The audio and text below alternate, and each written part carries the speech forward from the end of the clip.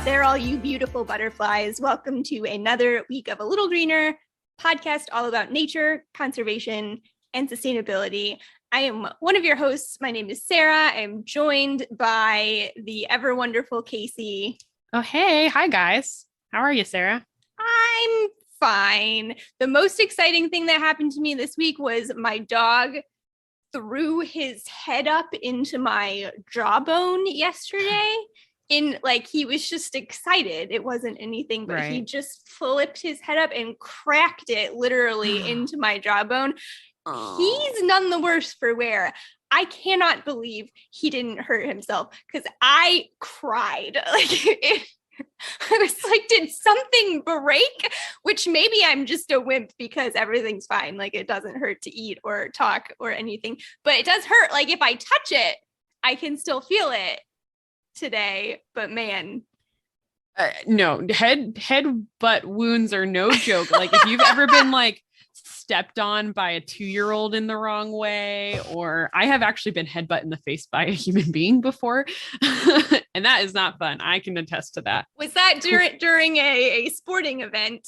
It was during a Quidditch match. That's and it was intentional. It hurt a lot, but I digress. No more headbutting, Murray. Right? I'm glad he's okay. I'm glad you're largely okay. Yes, everything's fine. But that was literally the most exciting thing that happened to me all week. The weeks are flying by. It is end of July. What the heck? My. I'm going to see you soon. I'm going to see you soon. That's very exciting. That's our And you had wedding events and things this week. So I'm sure you had a busy week. I had my bridal shower. That was wonderful. It was a nice little gathering. And let me tell you, my Aunt Sandy had some gifts from my aunt who is up in Boston. And so they had them sent to their house. And she was like, I had wrapping paper. Then I realized I didn't have enough wrapping paper for it. And so she said, I was about to drive out to Target to go get another roll of wrapping paper. And that's when I realized, no, that's not what Casey would want me to do. And so it was wrapped in like butcher paper with these cutouts of wrapping paper and little hearts at the ends. And I thought it was really cute. And I'm so touched that she was like, Casey has a podcast about this. And it was so sweet. So that's wonderful. Yeah. So see, there's examples that happen all the time in daily life. So that's right. Being just a little greener. Thanks, Aunt Sandy. So, Sara, what was our homework last week? We had a couple of different things, but I think the big action item was to reach out to your representatives. Guys, my dog is so distracting once again right now. I apologize for the background noise. To reach out to your representatives to let them know that cutting carbon emissions, switching to clean energy is something that is important to you, if it be so.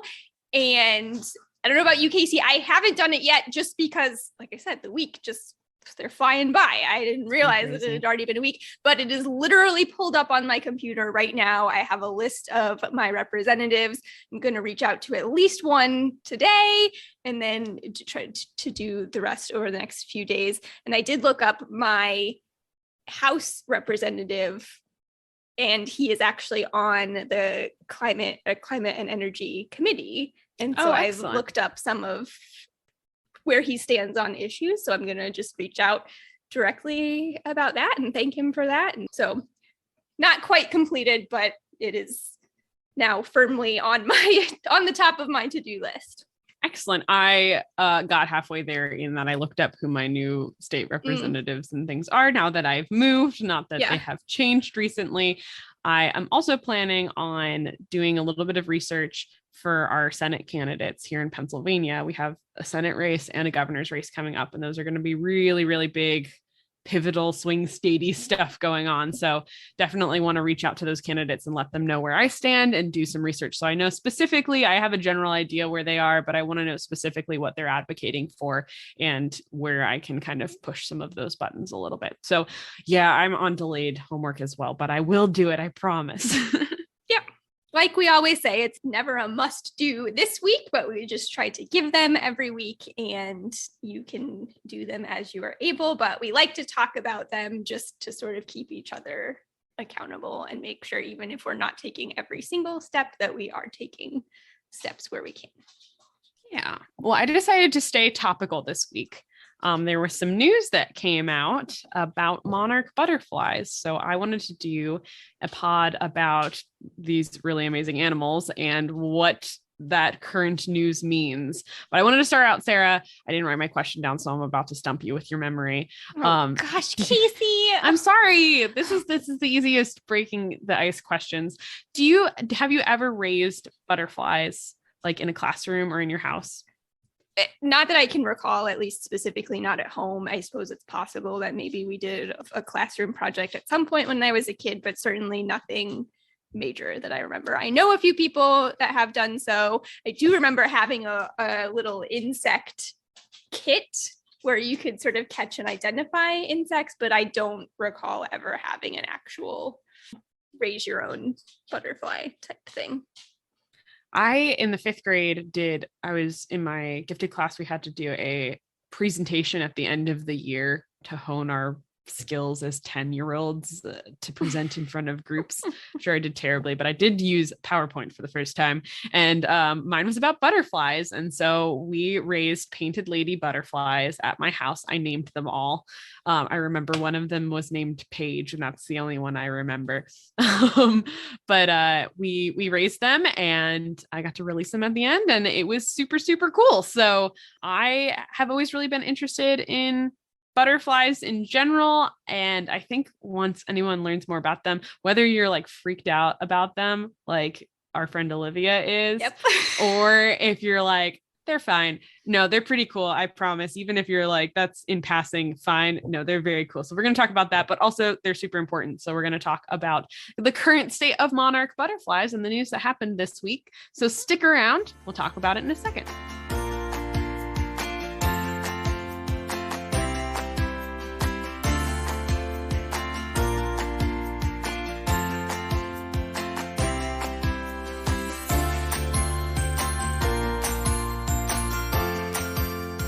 All right, guys, we are back with the main section of our episode. Today, we're going to be talking about monarch butterflies. They were recently declared endangered by the IUCN. We're going to talk a little bit more about the specific details of that in the end, because there's a couple kind of caveats to all of that language there. But let's start off by learning a little bit more about them, because they're not just like a butterfly. They're kind of the butterfly. Yes, this is the one I feel like you say monarch butterfly and everybody can picture them in their head.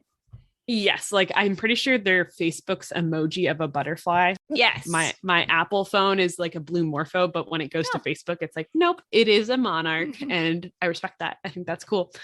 Today, we're going to be mostly talking about the migratory subspecies of monarch. So that's already one disclaimer on this conversation. It was the migratory subspecies that was declared endangered. And just to further clarify this, because this is something that's been confusing to me. Basically, if you're in North America, this is what we have for the most part. Mostly. Yes. Migratory species. I think that there's actually a population in Florida that doesn't migrate, but for the most part, if you're listening from North America, this is what we have. Other parts of the world, if you're listening from other parts of the world, you don't have the migratory species, but it gets confusing. And I know we'll talk more about this too, because there's you talk about Western and Eastern populations here in the United States. Those are both the same thing. Those are both the migratory. Yes. So if you have a monarch butterfly, if you're like in the Caribbean or South America, or there's even some overseas that have been introduced in different areas, and I think there actually might be some that are native out there. Monarchs in general are their own species, and then we can break them down further into subgroups. So most of this applies actually to all of those monarchs. So if you see this beautiful, intricately lined orange and black butterfly kind of floating through the wind, imagine it in your brain. Let's use our imagination on this one. It'll land on flowers and drink their nectar, and eventually it'll move on to lay her eggs on a milkweed plant. This is very important to the story. This is your first part that you need to remember. She lays her eggs on a milkweed plant. And she does it one by one. The eggs are laid often underneath the leaves of that plant, and she will lay between 100 and 300 eggs. These are her legacy. Shortly after this, she will pass away. She has lived her butterfly life. So when they hatch out, Sarah, have you ever read A Very Hungry Caterpillar? One of my favorites. It's so excellent. So good. It's so good. So if you've got kids and you don't have that in your library, please go get it right now. So they hatch out. This is very accurate. They are very, very, very hungry. This is basically all caterpillars do, is they eat and they poop. And they shed their skin. That's the other thing that they do, really. So they basically eat and eat for 2 weeks. They grow so quickly that they have to shed their skin between different phases. These are called instars, these different phases, but they basically become larger and larger. Sarah, how would you describe a caterpillar of a monarch butterfly? Their coloration, they're sort of black, white, and yellow stripy. And I would say they're kind of buffer, like buff caterpillars. They're not, at least once they're getting to be their full size, they're not like the little, I remember we used to always find these little tiny fuzzy caterpillars. I don't know what they were, a moth caterpillar of some kind, that when I was a kid, but that were just really small, skinny, short. But the monarchs, once they're full grown, they get chonky. Yeah. They've got these little like feeling mechanisms on top of their head that look like antenna. If you're a bug nerd, they're not technically antenna. And then they've got their little feet as well. And within about 2 weeks that they are a caterpillar, they grow about 2,000 times their original mass. That's crazy. Mind blowing. It's so crazy. So every year I give actually a talk on monarch butterflies at my dad's store. We do a butterfly release, which we'll talk about a little bit later. And I did research one time because I wanted to know what a human baby would change into if it was 2,000 times its original size. A T-Rex. That's the size we're talking about, is like a human baby to T-Rex. That's a great mental image as well. I read somewhere too that as far as length is concerned, it's like a baby growing to the size of a 3-story building. Oh, wow. Yeah. I love it. I love these comparisons. These are super cute. I think that they're a very attractive caterpillar species. Like there's caterpillars that look like bird poop, and then there are these guys. Truth. And those bird poop caterpillars are trying to look like bird poop because they're trying not to get eaten. So Sarah, why would monarch caterpillars just be like, hey, I'm a caterpillar. I'm here to live? I actually don't know the reason behind their coloration. Is it just warning? Yeah, it's most likely like other brightly colored things in nature. Milkweed is kind of poisonous, and so are the caterpillars that eat it. So they ingest this poison because they're eating so much of the leaves. When they poop, it's called frass, which is like one of my favorite words, frass, caterpillar poop. And so when they ingest this poison, it makes them poisonous for birds. So really, they're advertising that they're there to show, hey, you don't want to even eat me. We talk about that a lot with adult butterfly coloration. For some reason, I just never thought about it in conjunction with the caterpillar. So 2 weeks, caterpillar's doing its thing, and that thing is eating. And then what comes next, Sarah? Then it becomes the chrysalis. So this is the caterpillar is the larval stage of development, and then the chrysalis is the pupa stage of development. And y'all, if you have never read or seen, like watched a video of a caterpillar changing into a butterfly, do yourself a favor and watch. It is one of the most bonkers things that I feel like happens in the world. They liquefy themselves. That is literally what happens. So butterflies don't spin cocoons. They're not making a cocoon for themselves. You talked about how they'll shed in between instars. They basically shed one final time when they're getting ready to go into this stage, and then so they shed their skin, and then that layer that they reveal basically hardens, and then they liquefy themselves inside. So what does the outside look like when they shed that last time? You mean and it hardens. For monarchs specifically, I think it's really pretty. Is it green? It's like that jade green, and it's got little tiny gold dots on it, and that's their oxygen ports so that they can breathe. But they're not like breathing with lungs or anything, because as Sarah has just said, if that has not struck you, they are now liquid. there are some sort of respiratory tubes or something, right? I think there's something. But basically they release enzymes, they liquefy their organs, except for these little clusters of cells. They're called imaginal discs. I just learned that today. I had never heard that word before. But they have these groups of cells for each basically part of their body that they're going to need as an adult butterfly. So they liquefy themselves and then they use that to help feed these imaginal discs to turn into a butterfly. I can't. Okay. Remember when we did our octopus episode and I said the human language does not have the correct words for what is happening for this caterpillar? Yeah.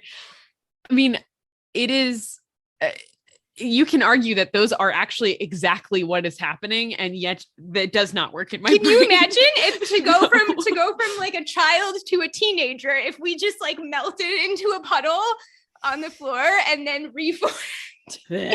Actually, that sounds horrible. It sounds so bad. But yeah, so there's some pretty crazy stuff that has been recently studied with these guys. They have done studies showing that perhaps the caterpillar that turns into a butterfly then retains some memory from when it was a caterpillar. Isn't that also crazy? I can't remember what I did yesterday, and these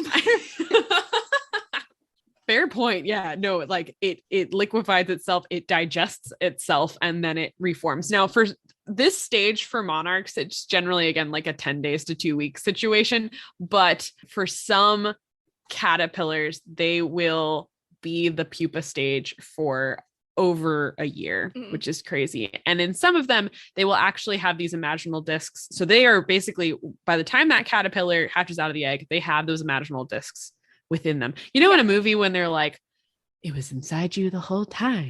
Like that's like the how they recognize their power. That is exactly what caterpillars have inside them. Like that butterfly was in you the whole time. They have literally butterfly superpowers from the time that they're in the egg. Exactly. They've got these tiny little clusters of organized cells. It's crazy. So some caterpillar species will actually form some of these structures, like the imaginal cells will start multiplying and organizing before they even hit the pupa stage. So in some caterpillars, they'll actually start even forming wings in the inside of that caterpillar. Yeah. But I don't know why that creeps me out more than the alternative. Inside every caterpillar is literally a butterfly. Anyway, they go through this. Over time, that green chrysalis outside starts to thin and thin and thin. So you can actually see the shape of the butterfly on the inside. You'll see kind of the patterns on the wings. And then they will break free out of that outer shell. And when they come out, they look pretty funky. They've got like little smushy wings. And so they've got to pump a lot of the liquid that's in their body up into the wings to inflate them. So if you've ever gone to like a butterfly house or something, you will see people move them from the chamber with all the chrysalises hanging and then move them into a chamber that has maybe some food and water and allows them to push their wings out and have some more space.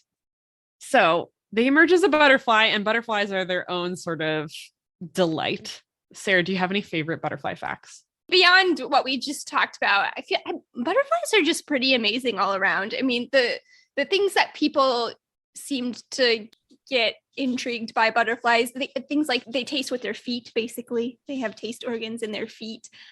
I think their wings are pretty amazing. Butterfly wings, I mean, we talked about the monarch being sort of the most well-known, perhaps, but obviously butterfly wings have all these different beautiful colors and patterns. Their wings are actually covered in little tiny scales, which is pretty crazy. That's we've talked about scientific names before. Their group name that they're in is Lepidoptera. It basically means scaly wing because that's what they have, but they make these beautiful colors. The males have special scales as well that will release pheromones to attract the ladies. So I don't know. I think butterflies just in general are pretty amazing. And of course, we're going to be talking about the monarch migration, which is one of the most amazing butterfly facts, I think. Yes, not to get too ahead of ourselves. These monarch adults have 4 wings. So 2 front wings, 2 back wings. And like you said, they're covered in these scales. The males tend to have these eye spots at the bottom. I'm not 100% sure if that's where the pheromones come out, but basically if you see monarchs flying, you will see the females have kind of thicker, smudgier black lines, and the males have thinner lines with a little spot on the bottom, like in the center of each hind wing. And that's how you tell the males and females apart. I was watching a SciShow video with Hank Green, my hero. Hank, yeah. We love Hank. And he was talking about basically that some butterflies have these structures that help push out these pheromones. And what he mentioned is basically the fact that butterflies are beautiful to us is entirely by coincidence. Them being beautiful in the eye of a human is just a happy coincidence of nature, and it's an accident. And I'm so pleased that we get to live in a world that has beautiful butterflies with all these different colors and such diversity. But there's also weird things about butterflies, like these special organs that some of them have that are kind of terrifying. Luckily, monarchs get to kind of veer on the majestic side of that. They're cold-blooded, so in the morning you're going to see them with their wings folded out flat so that they can soak up some of that sunshine. It warms them up so that they can then go about the rest of their day. And then they have a proboscis, which is like that. Proboscis. If you ever seen a proboscis monkey, they've got like a big old little floppy nose. But yeah, it's basically a nose mouth situation where it's curly when they curl it up, and then they'll stick it out like a straw to suck up the nectar. There's something sort of elegant about it in my mind. I don't really know why, but that just the way that they can extend it and then curl it up, I just think is fascinating. And I saw you mentioned on here the legs too. They have 6 legs, but that's another just sort of crazy, it's the unimportant but thing that I enjoy. Caterpillars too also have 6 legs. They are insects. This is a defining feature of insects. But if you look at a caterpillar, it looks like they have a lot of legs usually, but they only have 6 true legs. And then they have all of these other things that are called prolegs, and they're just not real legs. They just look like legs. So that, in case anybody ever asks you how, when you're teaching your kids about insects that only have 6 legs, and they go, but what about a caterpillar? That's why. Yes, they've got those little bloopy little legs. Yes, little fake ones. So the adult monarch butterfly feeds primarily on nectar from lots of native flowering plants, and they're only going to live a couple weeks too themselves. Normally they live about 2 weeks, they lay their eggs, and the cycle continues. However, there's occasionally a plot twist. Dun, dun, dun. So this time of year is when we're starting to see monarchs up my way. So in Pennsylvania, really late July through beginning of September is when we'll see monarchs in our area. And as it gets cooler, instead of laying eggs, something within the monarch's body triggers them to go into diapause. Diapause is basically a developmental pause. So it stops them from aging. Some reptiles go through a diapause in the egg where their embryo will stop developing in there. For this happens to the adult butterfly where they stop going through the normal processes of aging and decline. This happens to the adult monarch in this generation, because in a lot of other butterflies, it happens in a different stage, and they will overwinter as pupa sometimes, or eggs too, I think, right? Depending on the species. It's one of the reasons why they tell you not to scoop up all your leaves in your yard is lots of caterpillars for moth and butterfly species will spend overwinter in there, but not the monarchs. They are not about this cold weather. They are headed south. So they will start their migration down south. Sarah, I've provided a little map here. Yes. So you mentioned earlier, there's an eastern and a western population of migratory monarch butterflies. You did kind of mention earlier, Florida has a resident population of monarch butterflies.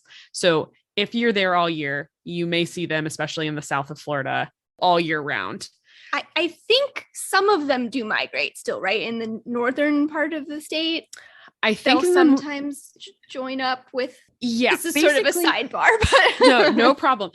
My understanding is that the population in Florida, some are migratory, some are residential, but because of the presence of stochastic events, which we'll talk about in a little bit, what a stochastic event is, that Florida population would not be able to be residential and not have contributors from the migratory population. So they do intermix between the migratory. It's not so much, I think this is an important factor as well, it's not necessarily entirely biology. If the butterflies think that there's a suitable habitat, they might stay. So up north, not much we can do. We're going to have winter. Right. In Florida, we might see some of these butterflies stick around, but if there's a really cold winter, they could all die. So Sarah, what part of the country gets the eastern population and which part gets the western population? The Rockies are kind of your dividing line. Yeah. So east of the Rockies is your eastern population, obviously. And they're going to basically migrate from Canada and the United States down to Mexico. And then that western population, do some of them still go down as far, or do they basically just go into California? From what I could see, they mostly go into California, in a part of Southern California that has very similar climate conditions to the Mexico location as well. This is also very important that they go down to these locations. They seem to use a combination of the Earth's magnetic field and the position of the sun. Scientists feel pretty confident from what I could see that it's not one or the other, but probably a combination of both. But they tend to return to the same places every year. Now, this is mind-blowing because, just to fast forward a little bit, when they're done with the winter, when they're making their way back up, it is not their children that are then going to make that journey next time. As they go north, they will resume doing butterfly things, mate, breed in like Texas, and then the next generation will continue north. And that's why those butterflies are just appearing now here in Pennsylvania versus in Texas, you would have started seeing them earlier. And so normally there's 4 or 5 generations of butterflies that happen over the course of the year. Only one makes the full trip. But if they fly from Canada all the way down to Mexico, it is over 2,000 miles. A little butterfly, y'all. I killed a butterfly once because it flew into my face as I was riding my bike. These are small, fragile things that are flying thousands of miles of a species that normally only lives 2 weeks. And they are literally pausing their development to fly 2,000 to 3,000 miles to overwinter just to lay eggs and die and have their offspring and future generations go what back a bleak way to look at life. They're just doing this to lay eggs and die. That's what we're all here for, right? But I mean, if you bring up a good point, flew into your face and die all the time. If they get too close to the fans in our greenhouse trying to blow heat out of there, they can't outfly the wind. This is a tiny butterfly. Importantly, very, very many tiny butterflies that need to make this journey hundreds to thousands of miles across lots and lots of things that are bigger and stronger than a little butterfly. It's so stressful. I mean, how do they even fly in the wind? Like, I don't know. You know, I get stressed out by bird migrations, and then now we're just.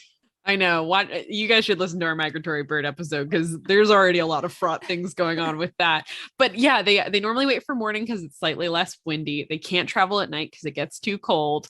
There's lots of issues, but the eastern population are the ones who go down to Mexico, and they typically overwinter in the same 11 to 12 mountain areas in the states of Mexico and Michoacan from October to late March. So they are roosting in these forests in fir trees, sometimes pine trees, sometimes oak trees. It's a little bit elevated, so about 2 miles above sea level. And basically they all cluster together. Sarah, have you seen a like tree loaded with monarch picture before? Pictures, yeah. It's crazy. Really We're is. talking about hundreds of thousands of monarch butterflies clustered on trees. And by clustering together, it's kind of the same ways that the bees will stay warm here where we get winter. And bats, yeah. But bats are a little more warm-blooded than these guys, right? True, yes. I wouldn't say like us yes. warm-blooded, but more warm-blooded. These guys, yeah, they're using basically the big mass of them to consolidate heat. And it ranges from about freezing to 15 degrees Celsius. We're going to do a quick calculation. Sorry, guys, to Fahrenheit. I hate that the world does these things. 59 degrees is max in those areas. And there's a decent amount of humidity there. The butterflies basically need to not dry out because that decreases their heat. They can't get too wet, or that also decreases their heat. Think about like stepping in a puddle when it's really cold. Terrible. You're going to lose a whole bunch of your heat. And if it gets below freezing, they're going to have to start using their fat reserves to be able to survive. So the similar thing happens to the Western population. They go to a spot in California and they actually use non-native eucalyptus trees there, which I thought was really interesting to overwinter. I didn't know that. They're not feeding on them, so it's not really a food resource so much as the availability of those trees. So as we said, they then travel back up north, each successive generation getting farther and farther north until the summer ends and they start to come back down, and the cycle repeats and continues for millennia. Sarah, what is your impression so far of this migration? I genuinely can't even believe it happens. And that was a very terrible way to say this, because of course I believe that it happens, but it is so mind-blowing. And I'm just imagining, I'm totally anthropomorphizing and imagining the conversations that these butterflies have with each other, just equating it to like Oregon Trail, where you can just imagine the people traveling in their covered wagons and the discussions that they might have, or even just doing a road trip today, like, oh, how many miles do you think we can get in tomorrow? Like, oh man, I think it's worth reveling in the fact that we get to have these in large parts of the United States, this amazing insect that lives in our backyards. We get to see them, and they're part of this huge cycle that happens year after year where their ancestors, have made this journey. It's so crazy. I can't find my way back from work if one road is closed. And they are able to go to Mexico despite never having been there. Despite never having been there. Yes. And they go back to the same locations. It's just another one of those natural wonders. I was going to say, like, it to me is basically close to a miracle. I don't think a miracle necessarily has to be like a divine intervention. Maybe that's the legitimate definition, but like it is a miracle that this happens, in my opinion, and that we get to live alongside it. Well, that brings us to our current predicament. Sarah, you have talked to us about insects before. What are some challenges with estimating insect populations? Because now we're trying to look at the declines. Yeah, well, I mean, there are lots of just the logistical things that we talked about, just in terms of staffing and funding and all of that kind of thing, getting the interest and the awareness raised about it. But also, when you talk about, we talked about this being thousands of butterflies, hundreds of thousands of butterflies that might make this trip. So we're going to be talking about how this population of monarchs has been declining, but even so, there's a lot of butterflies in the world. There's a lot of insects in the world that it makes it hard to count. And we talk about seeing those trees covered in butterflies. You can't count them individually. So we'll talk about how these counts get done. So that can be a problem. And then insect populations can also fluctuate. Weather events or something like that might cause populations to spike or fall. And so their population trends can sometimes be a little bit difficult to predict because of events like that. Yeah, think about the graph of an insect population line. Because of how short their lifespans are, it's going to be very jagged. Like, that's true as well. Yeah. If you zoom into the scope of that over the course of months, it's going to be up and down and up and down and up and down. But you're looking at the broader trends. Monarchs are able to bypass some of these issues because, unlike like if you were trying to count the amount of crickets in the United States, think about the amount of places you would have to look and like compare one city to another and take into account all these variables. All the monarchs that migrate are really in two general locations. And so every year for the last couple of decades, they have been able to do, I believe it's the Thanksgiving count that they will estimate the butterfly populations in their overwintering sites. They're not really missing any of the ones that they're counting as migrating. Remember, the Florida ones, they might be hanging out in the south of Florida. They're not counted in the count, but they are, aren't actively migrating. We're trying to count the ones that are actively migrating. So scientists are able to get a much closer picture to what's going on.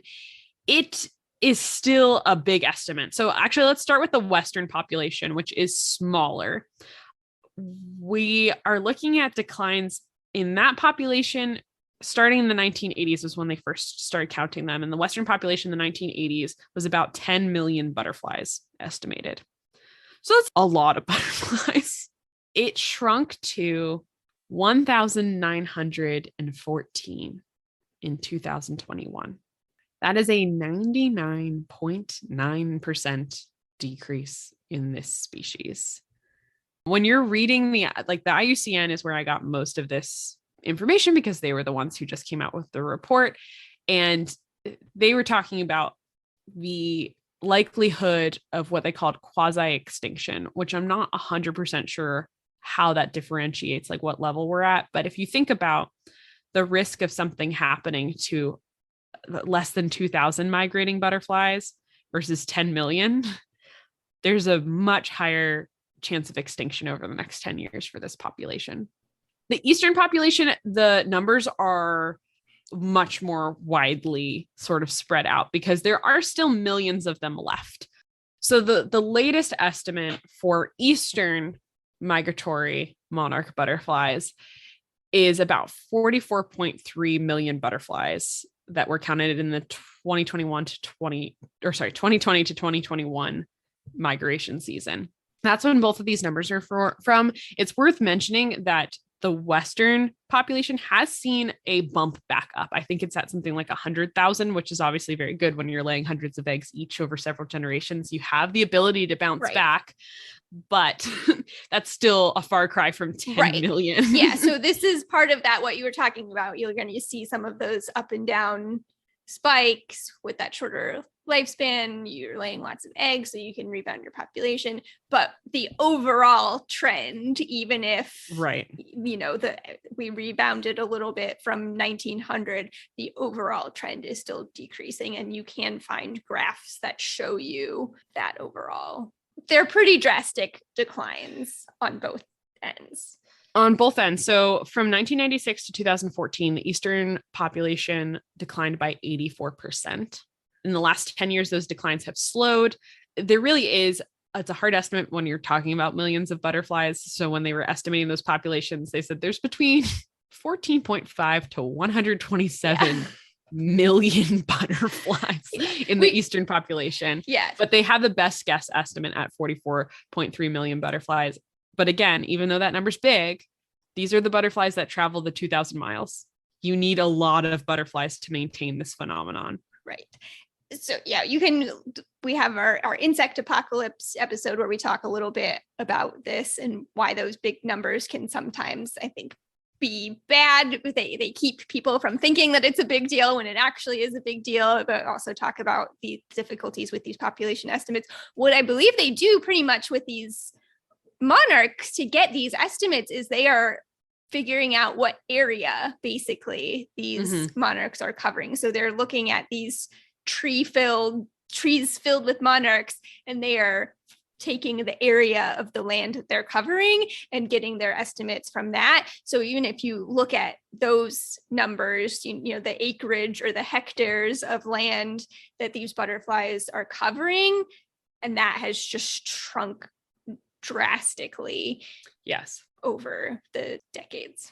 Yeah, it's not great. So we've established these are really amazing animals. They make this crazy migration that requires large populations to sustain.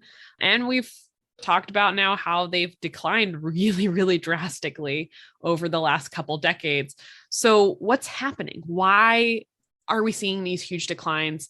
Monarchs face a lot of threats. There are lots of similar threats that other species face, but I think that the two things that we've talked about that I said that you should keep in your brain, one, that monarchs exclusively eat milkweed plants, and two, that, or at least as larvae, and 2, that they overwinter in basically 2 very specific locations. Those are 2 big factors in here, but we're going to talk about a bunch of the threats. Sarah, I was going to say dealer's choice, but you're not the dealer. So your choice on which one you wanted to start with. Let's go habitat loss, because I feel like that is the big thing that we talk about with so many species as the big factor.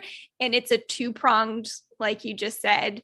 It's the migratory route as well as just their non-winter habitat, where that milkweed and flowering plants for those adult butterflies is going to be important, and protecting those wintering grounds that they need as well. And they've faced losses in both counts for different things. Yeah, we can start with the wintering grounds in Mexico. In I believe it was the 80s, the Mexican government declared the areas where the monarchs were migrating to a protected area. What we've learned is that when you declare something a protected area, that doesn't mean that it is protected per se. So that area faced major declines from both legal and illegal logging, which obviously those butterflies need those trees to land on, as well as clearing for grazing land. Since then, it has been much more protected. The efforts of that government plus nonprofit organizations and businesses. Remember, this is not a butterfly. This is the butterfly. This is the one thing monarchs have that most other insects don't, is they have funding and they have advocates. And so much of that habitat loss has stalled. There's definitely more protection now than there was before. But there's some other factors that are going on there. In California, they have also lost some of that grounds, but they don't have federal protection. So there's also just some changes going on that are going to impact that. And we'll get to that in a second. But even bigger than that, just like scope wise, this is a animal that covers almost the whole of the United States. Right. And so it needs, yeah. Yeah. And it needs, good point, Canada and Mexico as well. They need a consistent habitat throughout that migratory route. So you can't just have like, oh, Pennsylvania is super great. If they can't get to Pennsylvania, then it doesn't matter. Right. This is not a nonstop flight that they're doing. They need stop and fuel. And we will say, as we're talking about this, a couple of things to sort of point out and clarify. Adult monarchs don't just need milkweed. Yes. Adult monarchs can feed off of lots of different flowering plants. So having flowering plants, native pollinator gardens, those sorts of things are going to be helpful for those adults. But those babies have to have milkweed. And that is not an exaggeration. And this is true for a lot of butterfly species, is those caterpillars only have one plant that they can eat. That is the plant that they need to survive. So that's the inaccurate part of a very hungry caterpillar when he's eating through all of those different things. They must have their host plant, and that's the monarch butterfly is going to lay her eggs on milkweed plants. So that's why you hear so much about that plant in specific in relation to monarchs. So both of those things are important. Great point. So let's talk about milkweed for a second. Milkweed is a native plant here in the United States. It's actually not a singular plant. Mm-hmm. It is a family of plants. The genus that typically includes most of the milkweeds we're thinking about is Asclepias. But here in Pennsylvania, we've got a native swamp milkweed, but there's lots of different types of milkweeds that fill a lot of different habitats. So this is not the same species necessarily here that you're also going to find in Florida and Georgia and Mexico, but there are different milkweeds that are found all throughout their habitat area, because again, that's the only thing that they're going to lay their eggs on. The adults will drink nectar from the flowers of the milkweed. So will bees. It's very pollinator friendly, aphids like it too, but it basically, you'll see any type of bug on it. They're very excited about it. I wore a semi-thematic shirt. Save the bees. But you're right. The adult butterflies will feed on the nectar of flowering plants. It's really important when you are creating habitat for them that you have plants that bloom throughout the season. That's not just at one particular point, because they're going to need food and energy to be able to keep traveling to different areas, depending if they're staying or they're passing through. So milkweed, we've seen big declines in due to several reasons. We named it milkweed. Anything we name a weed, we typically are trying to get rid of. We didn't name it like, monarch flower or anything like that. No, we named it milkweed. And it's because we'll change the name right now. There you go. When you break off milkweed, it secretes this milky substance. That's the kind of toxic thing about it. It makes sense for people who are not conservationists naming these things long time ago, but it did give it a bad rap. Normally you'd find this along roadsides, you'd find it in meadows, you'd find it in agricultural fields. And so a lot of those butterflies were just like, oh, it's a soybean field and this milkweed happened to crop up here. I'm going to lay my eggs on that. And they would kind of feed off of the plants that are in the area. But we've seen a dramatic loss of milkweed, partially due to increasing use of an herbicide called glyphosate. So you probably know it as Roundup. Basically, big corporations who have genetically modified seeds, we'll do our own episode on GMOs. It's going to do lots of research. In general, GMOs you don't have to really worry about as much as a human consumer, but in this case, they have modified the soybean and corn to be glyphosate resistant. This is Roundup Ready corn. That's you, if you're familiar at all in the agricultural world, you'll hear Roundup Ready corn. Yeah. So basically, normally when you spray Roundup on things, everything dies. That's what it's supposed to do. It's supposed to kill weeds and anything that it sprays because it is not selective. But in this case, they've been able to genetically modify this corn and the soybean so that you can spray it all you want with the Roundup. It's not going to die, but all of the weeds that are impacting your crops will. And that has killed off lots and lots of milkweed and other plants that the monarchs use. So that sort of drifts into another conversation about pesticides. So pesticides are also not very selective. Have you used pesticides on your sunflower at all? No, I have not, and I don't plan to. The pesticides I don't use outdoors. I'll use things inside the house, but I have yet. This is why I had my whole dilemma about the bugs that swarm my house. Right. I have not sprayed anything or put anything down because of the impact that it could have on other insects that I don't want to harm. Yeah, when you're using a pesticide, again, it's not one of those things that generally targets one specific species that we don't like. Generally, they are more generalists. So they're going to get rid of whatever sort of insects because they have similar biologies. Whatever it's targeting, it's going to kill whatever it comes across. So that could be an on-contact thing. This is why a lot of pesticides that you might buy will tell you not to spray when you're around bees. So you wouldn't spray it in the morning. You might want to spray it out at night instead. And then a specific type of pesticide called a neonicotinoid, which is actually derived from the nicotine plant, which is used systemically in plants. That specifically is one of the things that they're blaming for the decrease in bees. So Sara, your shirt, as well as butterflies. So these nectar drinking insects will sometimes ingest this. It can either kill them or it can slow down their development. And obviously timing is very important with these butterflies because of the migration. So if it slows down their development, that can also impact their ability to migrate on time. Sara, our old friend climate change is on this list too. Sure is another big one. We talk about the cues that these butterflies have to do all of the things that they need to do, whether that's migrating or reproducing or whatever. And you talked about the temperature range they need to have. Climate change is changing those things. And so it's another one of those sort of question marks, I think, altogether about exactly what the fallout's going to be, but there's no question that there are impacts. So whether that's the temperature or the precipitation that's changing, is this going to change the signals they're getting? Is this going to change the habitat that's suitable to them? I think we're starting to get to the point where we are putting in enough puzzle pieces together to be able to better predict what's going to happen. So like, for example, we know what happens to butterfly populations when we have warmer summers. Warmer summers tend to reduce the population of monarch butterflies, and warmer springs prompt the butterflies to deplete their energy sources and leave their winter grounds early, even if the plants maybe aren't blooming at the same time. So it, like you said, messes up that seasonality.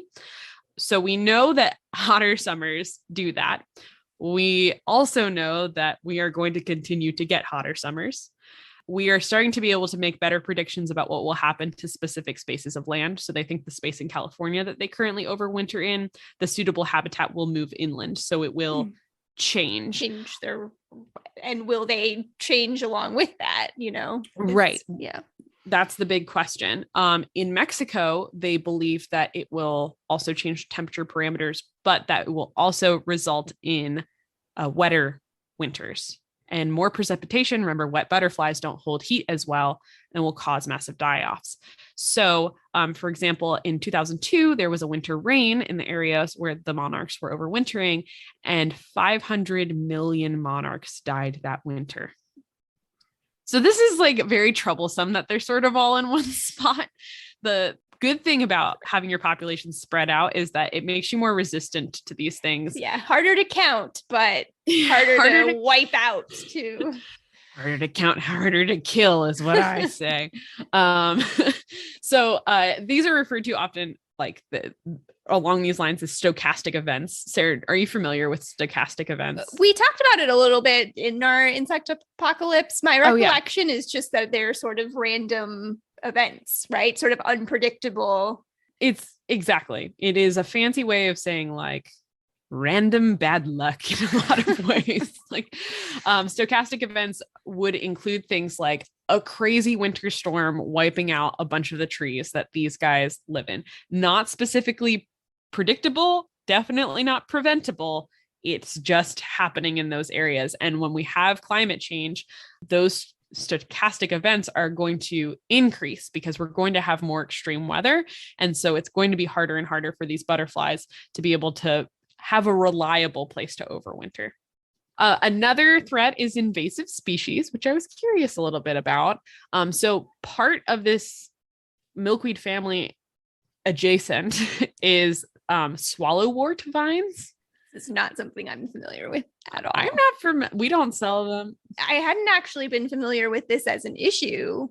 Me neither. To the monarchs either. So this is interesting. Thanks, IUCN authors. Yeah, they list all, you can read all of this on the IUCN Red List page. You should do it.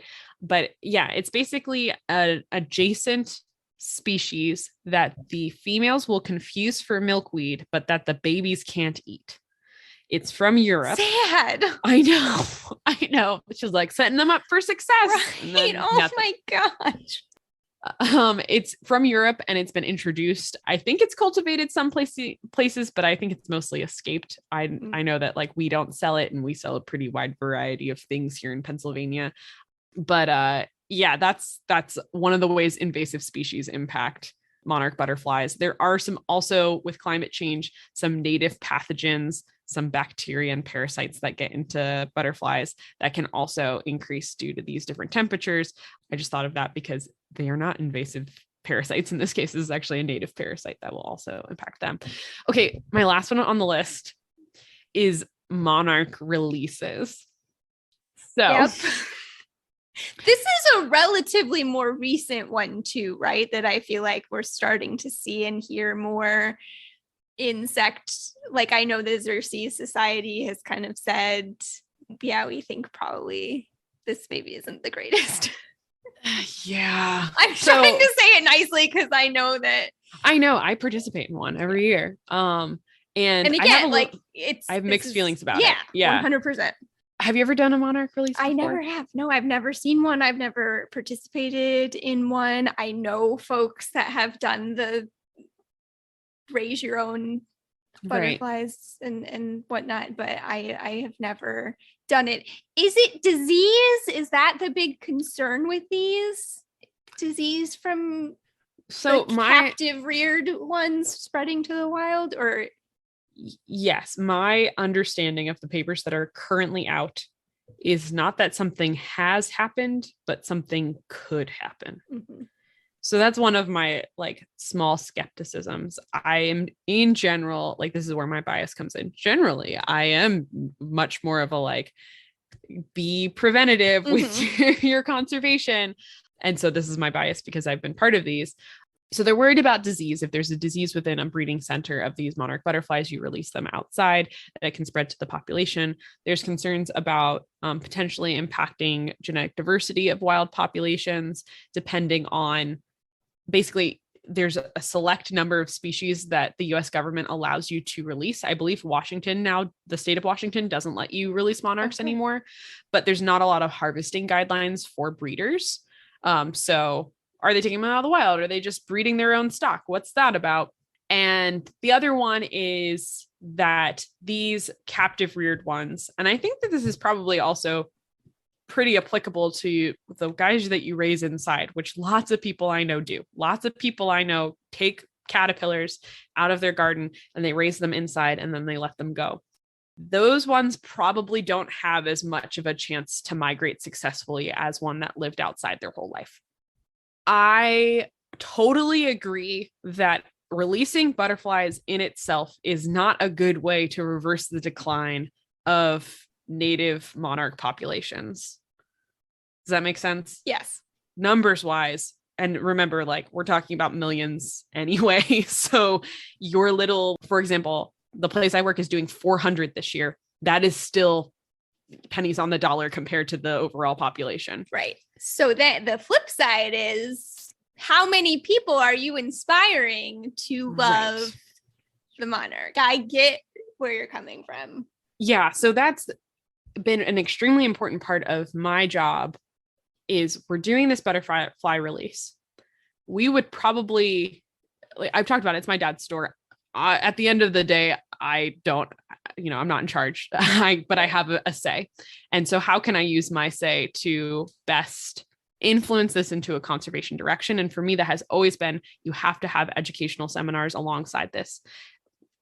I also want to point out that like, this is an extremely meaningful event for a lot of people in our communities. A lot of people honor their loved ones here. There's lots of cultural meanings to monarch butterflies, but it is not worth it if we're not also partnering it with really important education. And so last year, a big part of, I do about a half hour, 20-minute talk with people, was talking about how what we're doing today is not going to save monarch butterflies. It's what you can do at home.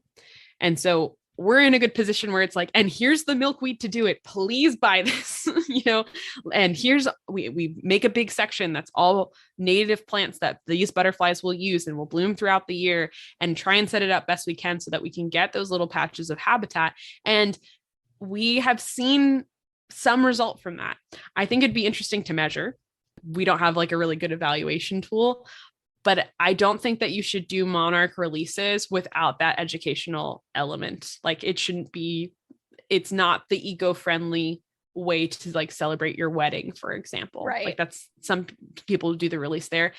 If you're thinking that's like the most eco-friendly thing you can do because we're talking about an endangered species, it's not, according to conservationists. Yeah. So yeah, I feel the similar way about the butterfly bush. The butterfly bush is not a host plant for monarch butterflies, but it feeds the adults and it blooms like all summer, and people love watching butterflies. And so to a certain extent, it has a conservation positive as well as a conservation negative.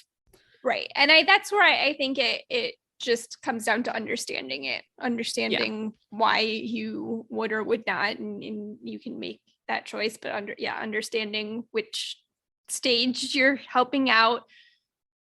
And, for the release, I think you just need to be really thoughtful about it, which clearly you are. We'll obviously learn more and read more as these organizations learn more about what the impacts might be. But maybe instead of raising monarchs with your kids, just go on a monarch butterfly walk and see what kinds of species you can identify. Get yourself a little butterfly field guide and walk around and look for monarchs and look for other species of butterflies, see if you can find milkweed, find the eggs, find the caterpillars, and just do that, like have those up close experiences with those butterflies in their natural habitat rather than trying to create the habitat inside your house. Yeah. I mean, it always comes from like a good feeling Absolutely. for people. They're like, if they're inside, then I don't have to worry about it being too cold or too hot or something eating them. Mm-hmm. They'll survive to adulthood. And then I let them go. And like, what could be the harm in that? And what scientists are saying is like, it just might not actually help that individual butterfly or their populations in a way that's worth it. But I also know that like people would come to me and say, this is what I did during the pandemic to stay sane and feel like I was making a difference. And I wasn't going to be like, well, actually, right. You were actually hurting butterflies. But I try to encourage them. Creating that habitat in your backyard is really important. The other thing we started doing last year that we'll do again this year, but better because I didn't do it very well last year. So we actually worked with Monarch Watch, and they do a census where you can catch the butterflies and you put little stickers on them. I want to do that someday. It's super cool. That's just because, it is basically little stickers. It's literally a sticker and it's got a number on it. And we were supposed to, and so basically down the line, other people might catch them and find your one with the sticker, and they'll be able to see, oh, they came from this area of Pennsylvania and now they're here in North Carolina. And that will also help us understand these butterflies, like what seasonality is important to them, and which ones were reared at home, because that's actually one of the designations on there, to see how impacted they are by being reared outside of their normal conditions.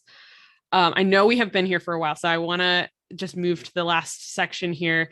Moving to the future, the IUCN is not the government. So one of the things that I saw in some of these articles is they're like, the monarch butterfly has been put on the endangered species list. And then I would reread it and it would say an endangered species right. list. I'm glad you're mentioning this though, because this is a really important distinction for what has actually happened, which we've talked about the IUCN and the IUCN Red List before. They have been put on, classified on the IUCN Red List. They are listed as an endangered species, this migratory population of monarchs. This is not the same thing as federal protection here in the United States under the Endangered Species Act. This has been a discussion with monarch butterflies, which I think makes it even more confusing because it's been something that's been talked about as to whether they are going to be or should be listed in the endangered, protected under the Endangered Species Act. That is still not the case. The worst part of it is that it was either 2020 or 2021 that they came out with it. But basically they said they warrant protection, but we have other higher priorities. Yes. That should be a podcast episode too, is prioritizing.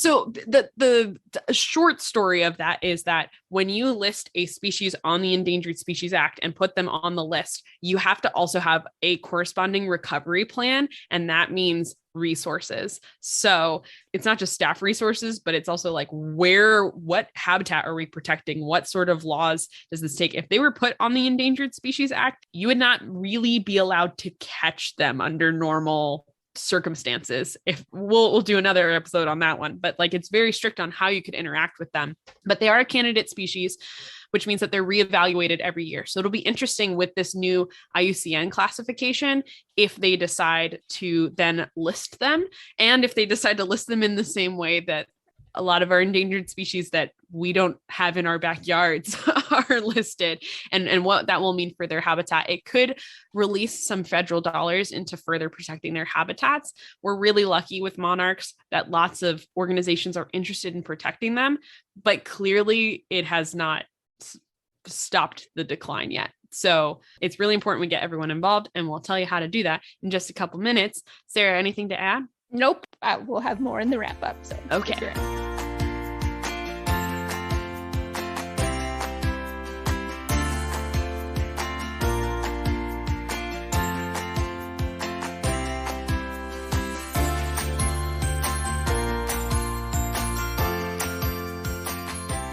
All right, and we're back with the last part of our episode, which is the section where we challenge you to do something related to today's podcast topic. It's monarchs. If you are not here in the US, I really hope that you will read the IUCN Red List page about monarch butterflies. It's really detailed on all the things that we talked about today, but even more than what we've talked about today. So you'll learn even more if you read that page.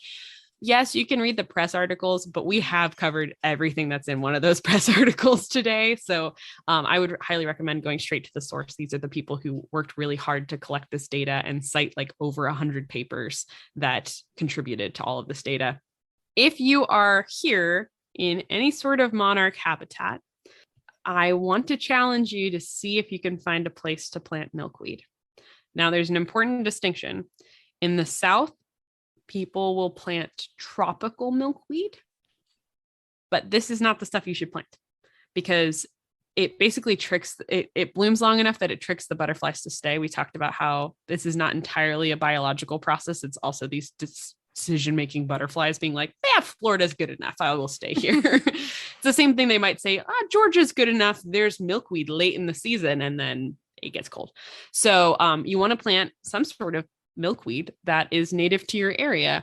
If you don't plant it this week, that's okay, but plan. We're going to plan a spot. So Sarah, do you have a spot in your yard, at your work? Does your work have a butterfly garden? We do have multiple butterfly gardens around.